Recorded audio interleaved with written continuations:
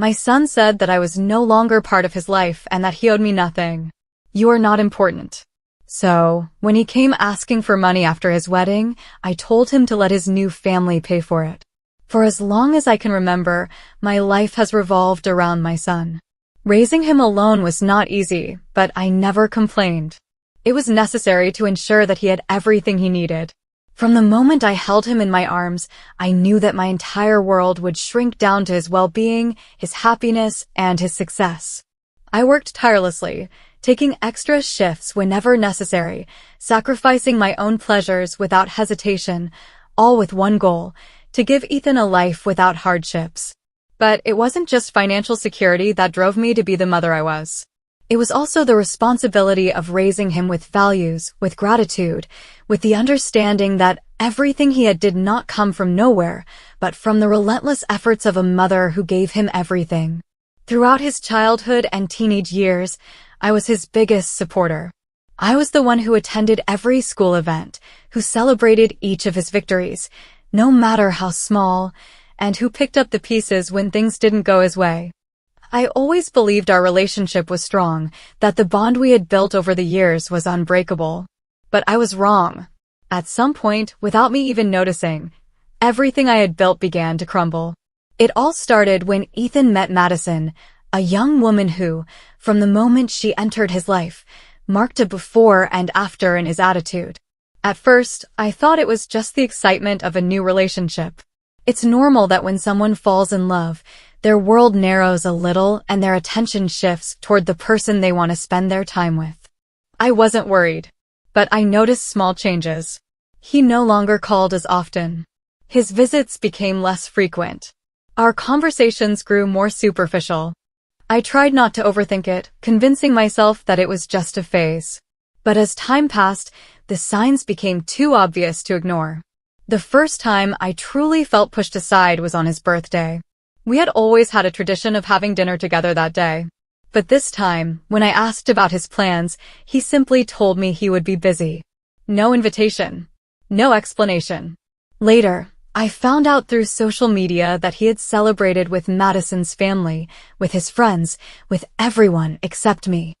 I felt a tight knot in my chest, but I decided not to make a scene.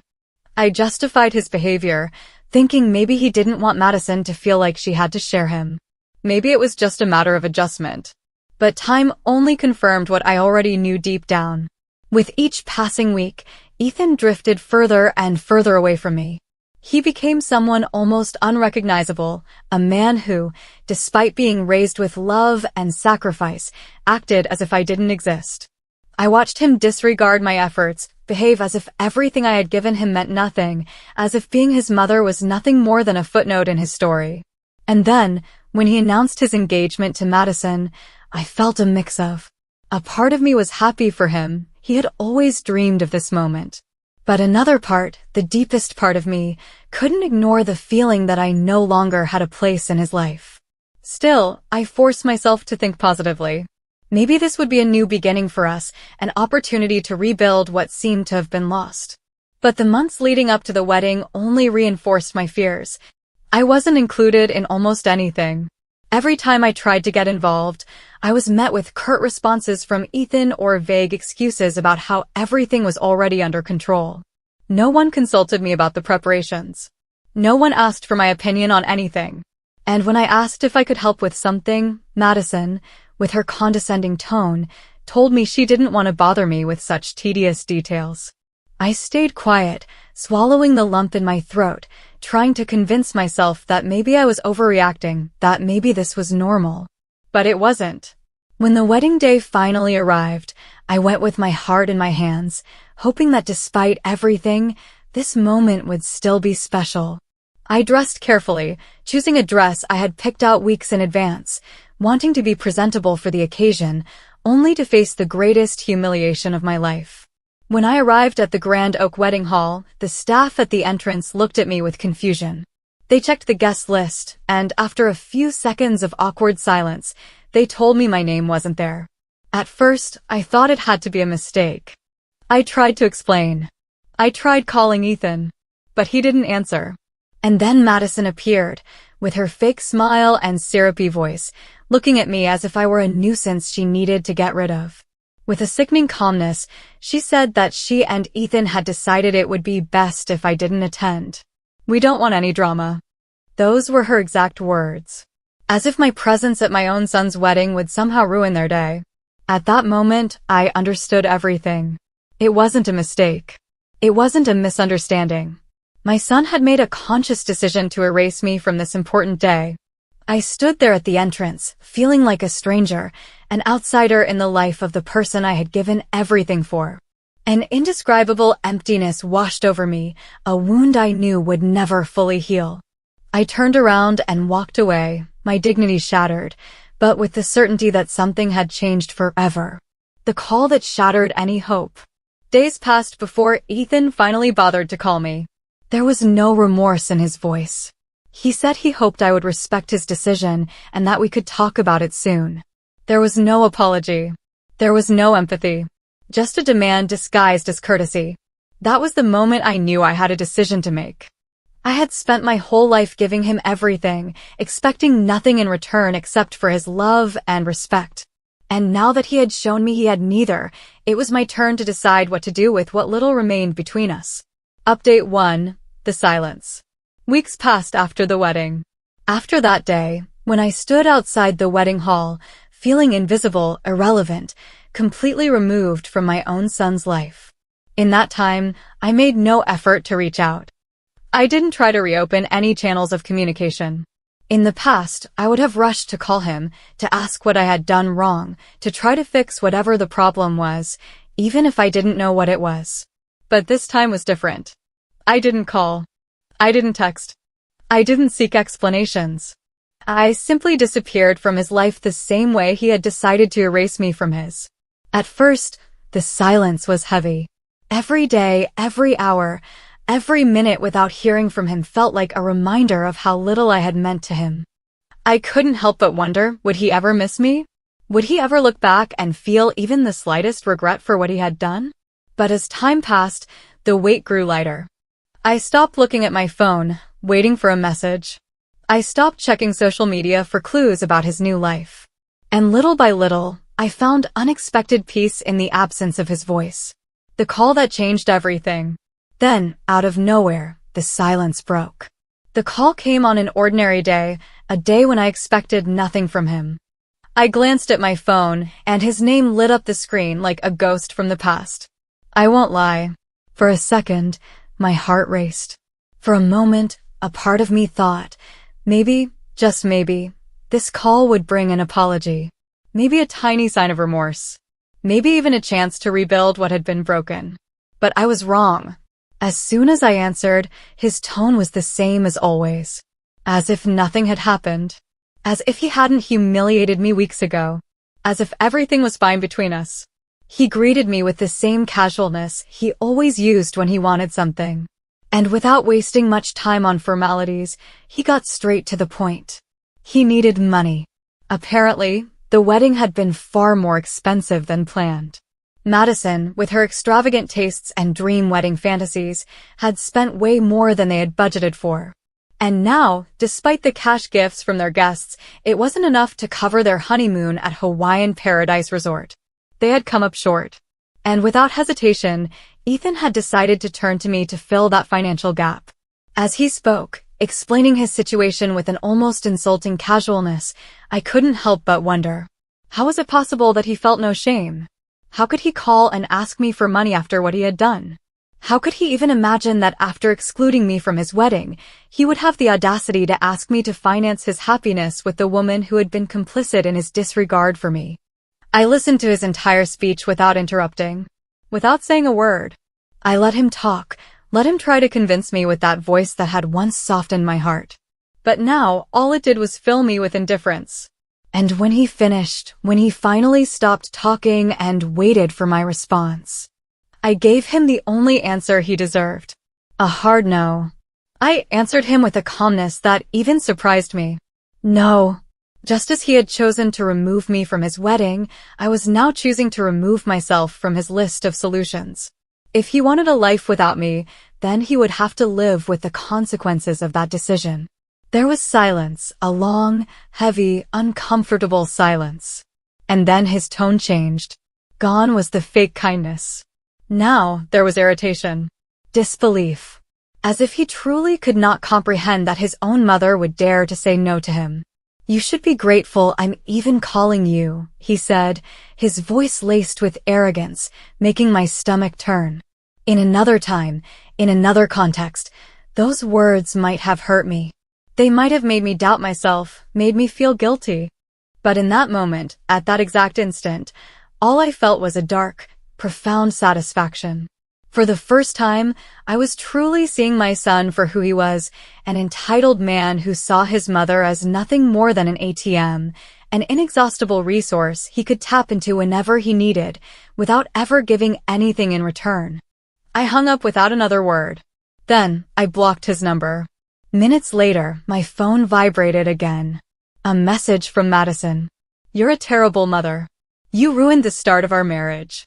I read her words and, for the first time in a long time, I smiled. Because in that moment, I knew I had made the right decision. And the best part? This was just the beginning. Update 2. The silence that spoke volumes. Time passed, and the silence between us settled in again. But this time, it carried more weight. More meaning. It wasn't the awkward silence that comes with the hope of reconciliation. It was the silence that came with the certainty that the distance between us had become irreparable. After that last phone call, after my firm refusal and Madison's venomous message, I never heard from Ethan again. He made no further attempts to contact me. No attempts to convince me. And in some way, that confirmed what I had already suspected. He never called for any reason other than money. He never wanted to mend our relationship. There had never been even the slightest trace of genuine remorse. He only needed me when life backed him into a corner. But the universe has a funny way of settling scores. And it didn't take long before I started hearing about what was happening in his life.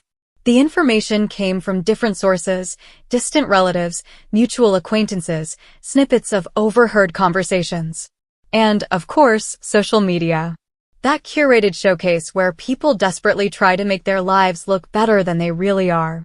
The honeymoon that Madison had always dreamed of turned out to be a watered-down version of what she had planned. Instead of the luxurious Hawaiian paradise resort with breathtaking ocean views, the one she had bragged about to her friends, they had to settle for Sunset Inn, a far less exclusive destination. In the photos they posted, they tried to fake happiness. But there was something off about the way they smiled. The way their friends' comments were filled with phrases like, "What matters is love," the kind of things people say when they know things aren't as perfect as they seem. But the honeymoon was just the beginning of their downfall. Reality hit them hard upon their return. The wedding had been an enormous financial burden. And now, with their bank accounts emptier than expected, tensions started to rise. I soon found out that Ethan and Madison had bought a house before the wedding, a home that Madison had picked out with the confidence that if financial trouble ever arose, I would be there to help. I could picture the conversation they must have had at the time. "Don't worry," she must have told him. "Your mom loves you too much to let you struggle." And Ethan, trusting, so sure she was right, had agreed. But now, without my financial backing, without my wallet to solve their problems, the bills started piling up. Payments started falling behind. And stress did what it always does in these situations. It revealed people's true colors. Madison, who had played the role of the loving wife so well, started showing signs of impatience.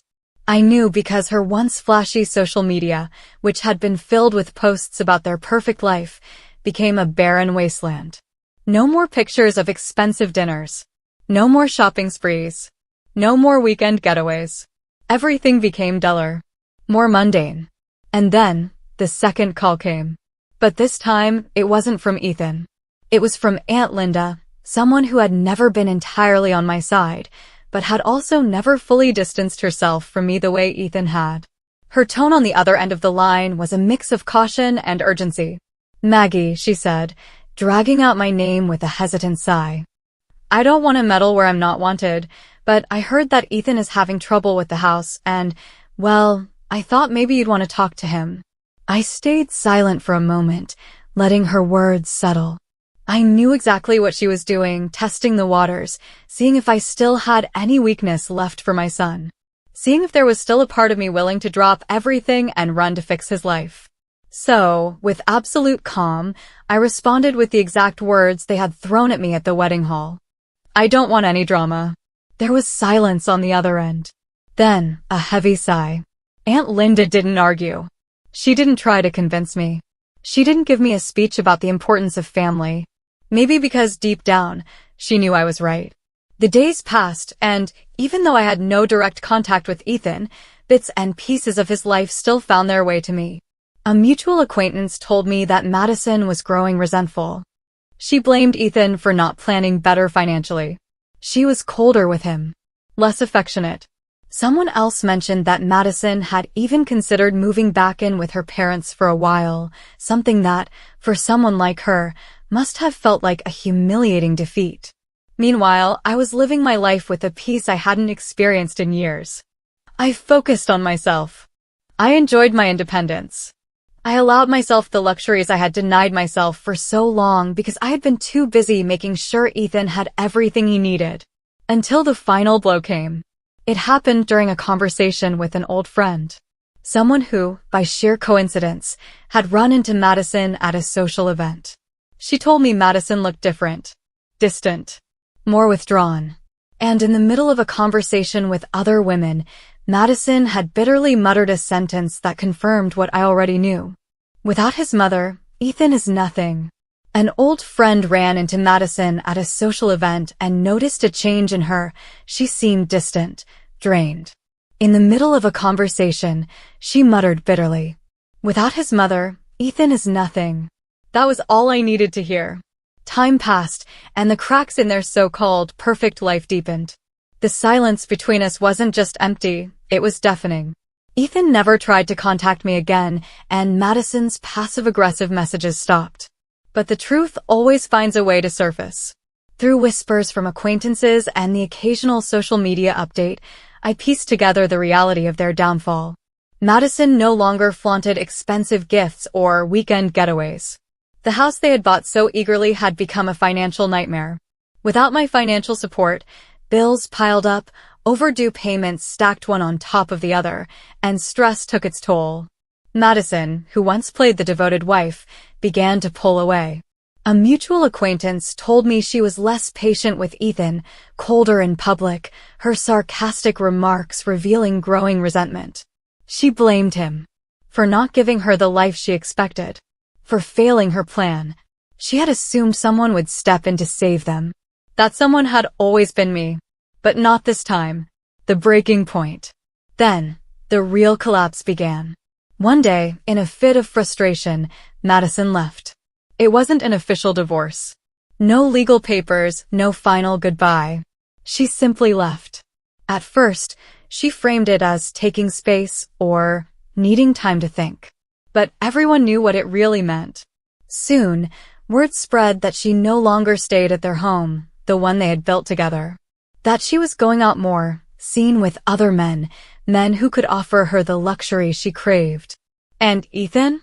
My son, the boy who once held my hand and looked up to me with admiration, was now just a man left alone in an empty house, drowning in debts he couldn't pay, weighed down by a life he was never truly prepared for.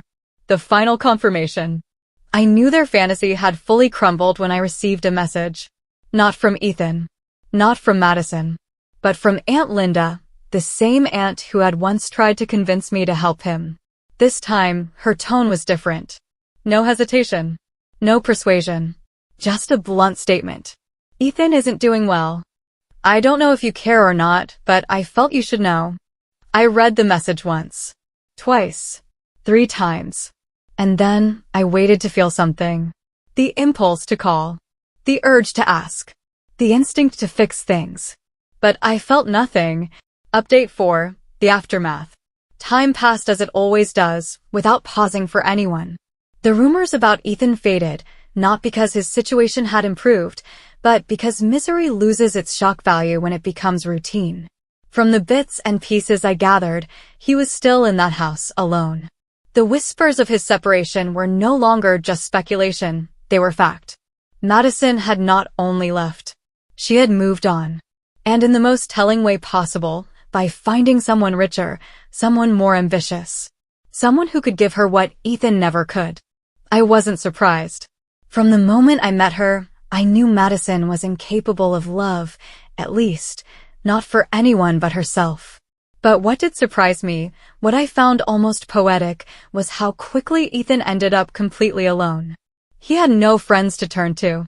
Because the people he thought were his closest friends were just acquaintances, people who were around when there were parties, fancy dinners, and celebrations.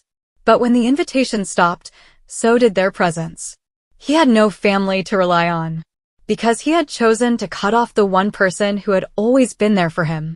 And after all this time, after everything that had happened, after months of silence, one day my phone rang. Ethan's name lit up the screen. My phone rang. Ethan's name glowed on the screen, a ghost from the past refusing to fade. For a second, I considered letting it go to voicemail, just like all the opportunities he had wasted. But curiosity won. His voice was different. Gone was the arrogance. He sounded tired, as if the weight of his choices had finally crushed him. No fake pleasantries, no attempts to smooth things over. Just a simple request. He needed to see me. To talk. Maybe once, I would have seen this as a chance to rebuild. But I wasn't just any mother, not after everything. So, with an icy calm, I asked, "What do you really want?" Silence. Then, a heavy sigh before the truth spilled out. He needed help. Money. The house, his prized symbol of independence, was drowning him in debt. He couldn't sell it, couldn't keep up with payments. And he had no one else to turn to. I listened, letting his words settle. But I felt nothing, no sympathy, no guilt, no desire to save him. Because I finally understood. He wasn't calling me. He wasn't looking for his mother. He was looking for security, for a safety net. I answered with the same calmness he had once used when shutting me out of his wedding. You chose your path. I chose mine. And, unfortunately, it no longer includes you. Silence. Then, his voice cracked. Are you really going to abandon me? I didn't falter. I hope you find someone to help you. Because I won't. And before he could beg, before he could try to manipulate me again, I hung up. Final update. The lesson he never wanted to learn. Days passed, and the weight of that last conversation faded. Not because I forgot. Not because the pain healed. But because, at some point, it simply stopped mattering. Ethan's life unraveled, but it was no longer my burden to carry. The house that had once symbolized his independence became his downfall. Unable to sell it at the price he wanted, he lost nearly everything. Homeless. Broke. Stripped of the illusion of a life that was never truly his. For a while, he searched for help, distant relatives, old friends, anyone who still felt enough pity to extend a hand. But people grow tired of carrying those who never learned to stand on their own. And Madison? She moved on with terrifying ease, as if Ethan had never existed. She married a wealthy businessman, one who could give her the life she had always craved. Their travels, luxury dinners, and extravagant lifestyle were plastered all over social media, a calculated message to the world, a final erasure of her past mistake. I wondered if Ethan had seen the photos. If he had felt the same burning humiliation I once did when he excluded me from his wedding without remorse. But the difference between us? When he betrayed me, I still had my life, my independence, my peace. But Ethan? He gambled everything on a single card. And when that card burned, he was left with nothing. Rumors said he had moved into a small apartment, taken a mediocre job just to survive, his life reduced to a shadow of what it once was. But eventually, even those whispers faded. Because I stopped listening. I stopped caring. Because while he was falling, I was rising. For years, I had given him everything, ensuring he never lacked a thing. And when the time came for him to prove it was all worth it, he cast me aside. Like I meant nothing. But now, after everything, I finally understood. The most ruthless revenge is not always an act of destruction. Sometimes, the cruelest justice is simply letting life do its work. And life, merciless and fair, taught Ethan the lesson he never wanted to learn. As for me, I moved forward. Not with anger, not with hatred, but with the unshakable certainty that I had finally reclaimed what had always been mine. My peace.